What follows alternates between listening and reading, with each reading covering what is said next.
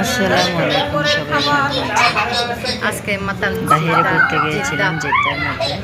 এখানে থাকা মাতাম সিদ্দানের খাবার টিপস দিয়েছে সবাইকে। সবাই একসাথে খুবই মজা করে খেলাম। খাবারটা অনেক মজা ছিল। আসলে সৌদি হোটেল, খেতে খুবই ভালো লেগেছে। বাসায় সবাই খেয়েছি।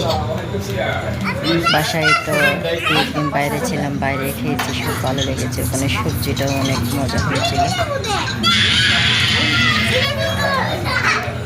কোথায় মজা হয়েছিল ছিল ওখানে ধনিয়া পাতা, আরও মজা।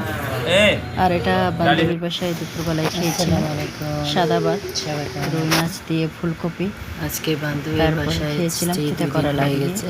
আমাদের চট্টগ্রামের একটি রেসিপি, মানে খেসা বেশি দিয়ে তিতা করলা রান্না করেছিল ফুলকপি। আর রান্না করেছিল একটা সাদা চাইনিজ সবজি, খুবই মজা হয়েছিল।